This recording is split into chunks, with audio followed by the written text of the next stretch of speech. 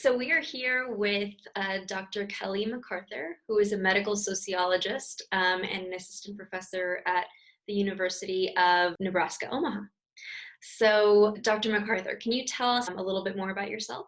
A few years ago, I got particularly interested in this idea of loneliness as a public health issue. You know, you started hearing statistics like that loneliness kills more than smoking cigarettes and obesity. And so I developed and taught a class on the relationship between loneliness and health. My actual specific area of research is more on the healthcare side of it, specifically doctors, physicians, and medical students. We have a crisis. They are not well, you know, with increasing levels of burnout. And so my research looks at the different factors of why that is. I point to the main reason of doctors not being well is the loss of connection with patients. You know, they got into this field to be connected and to have these meaningful relationships and to help people. And for a variety of reasons, they're not fully able to fulfill that purpose. There is a culture of silence, a lot of competitiveness. And so when people are not allowed to even recognize that they have feelings, much less express them, then we shouldn't be surprised when we don't turn out the most empathetic doctors. How do you think that they are kind of trained not to show emotion?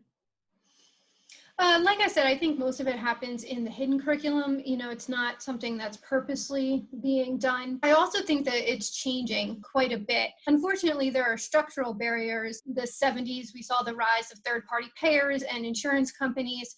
And so there's been a loss of autonomy. And then quite simply, it's time. You know, if you only have 15 minutes to see a patient, then that's just simply not enough time. And then with the rise of electronic medical records, which were supposed to make things more efficient, unfortunately for most physicians, has resulted in the opposite, which is, you know, them staying up late and working and having to, you know, fill out these electronic medical records, and rather than focus on the patients. And then with insurance companies making decisions about tests and procedures and medications, it puts a wedge in between the doctor-patient relationship. This is probably a stupid question as a heads up, but why is it important for the doctor-patient relationship to be empathetic? That's not a stupid question at all. We have people like nurses who are trained very differently, and then there's physician assistants, and there's all these other healthcare workers. Do we need our doctors to, you know, pay attention to our feelings and connect? But research shows that patient satisfaction, for one thing, is connected to a whole lot of really important outcomes. Not only is it important for the individual doctor because it's for their career and for the institution that they work for, but it's actually tied to patient like adherence to the doctor's medical regime that they recommend, as well as, you know, health outcomes. Everything shows that when doctors are more empathetic, the patient outcomes are better. There's an argument that doctors should be evaluating patient loneliness. Do you believe that? I really do, and that is what I'm working towards in all of my research. I think that's the main purpose. It's already, unfortunately, been a struggle to have our healthcare pay as much attention to mental health. When you medicalize something, then naturally the solution is going to be medical, so it's going to be most likely pharmaceuticals. And so would I like to see a pill for loneliness? No. I don't think that would be the most effective way to deal with what, you know, people call the epidemic of loneliness. And in fact, probably say the most prominent scholar on loneliness, the late John Cacioppo, his wife, she's working on a pill for loneliness. It's different from the regular antidepressant, so that'll be interesting should that hit the market. So on the one hand, I would not like to see that happen because I think the solutions are more structural, that the reason why everybody is so lonely has more to do with our culture and inequality and our social structures. But on the other hand, I would really like to see doctors paying more attention to social relationships. We being sociologists, psychologists, political scientists, neuroscientists, we've all known for a really long time that social relationships are incredibly crucial for our physical and mental well-being. So I would like to see doctors, primary care doctors, screening for relationships more than just clinical depression and those types of things, or saying, hey, do you have any social support? In my ideal world, I would like to see like a whole other facet of social health that is related but separate from even mental health. Do you think that doctors would push back on this, or would they be proponents of what you're saying?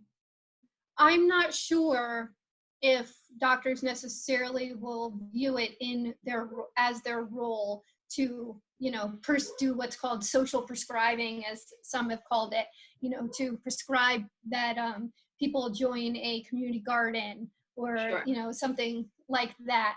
And I think that there's some incredible doctors in different subspecialties that do think that that's their role.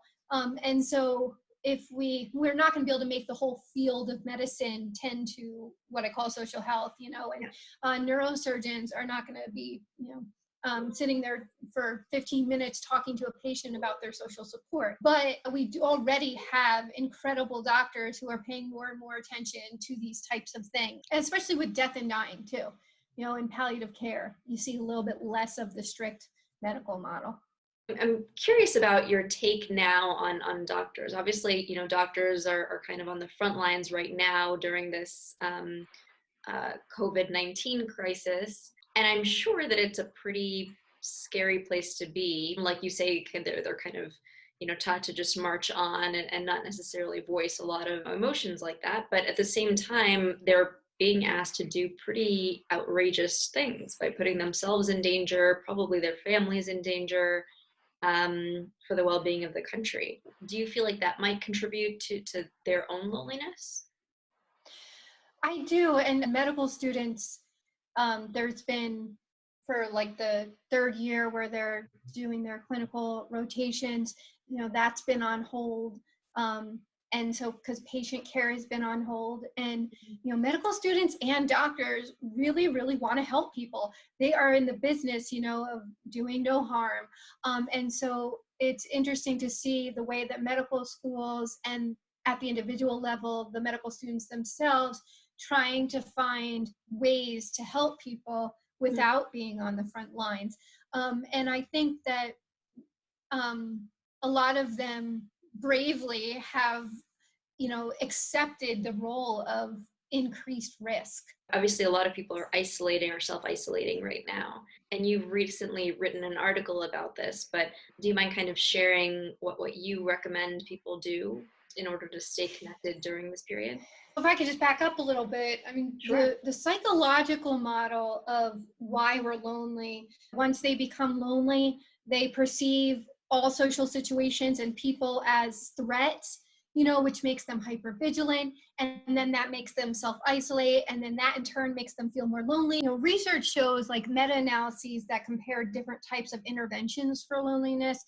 They do in fact show that cognitive behavioral therapy is effective in breaking that psychological cycle. As a sociologist, my perspective would focus more on preventing it in the first place. I like the analogy that journalist Johan Hari uses in his book Lost Connections of junk values, just like the equivalent of junk food. That I think that we as a society, globally, but particularly the US, that we value the wrong things. That everything in our culture is telling us to value consumerism and buying more stuff. Think about what self-care tends to look like.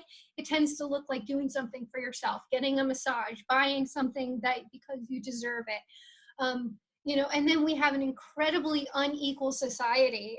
Income inequality is at an all-time high. And so when you're constantly comparing yourself to others, and because of income inequality coming up short, that makes us feel lonely as well.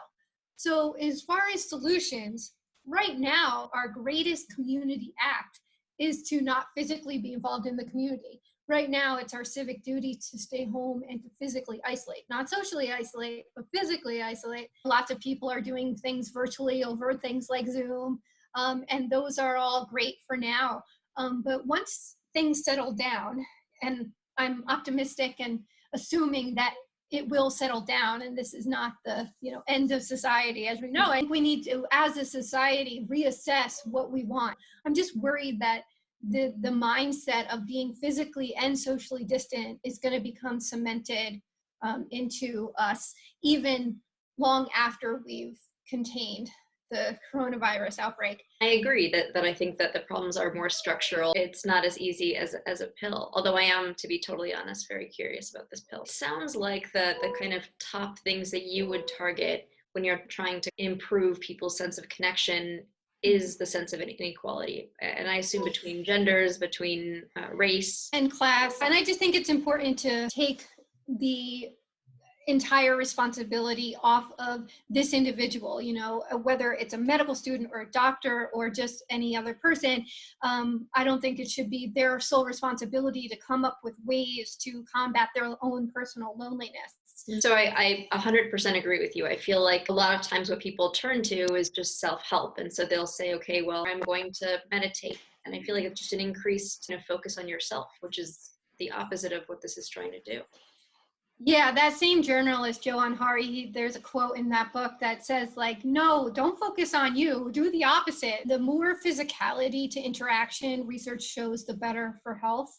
So, Zooming is better than emailing, talking on the telephone is better than texting. If you got to post on Facebook or something like that, for now, that's fine. The threat is called social evaluative threat, especially for young teens.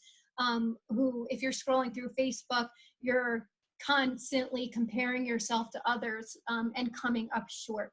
And so again, with income inequality, if you're constantly comparing yourself to someone else and coming up short, that causes shame, which in turn can really affect your physical health. Well, thank you, Dr. MacArthur. I so appreciate your time. Thanks for having me. So illuminating. So thank you.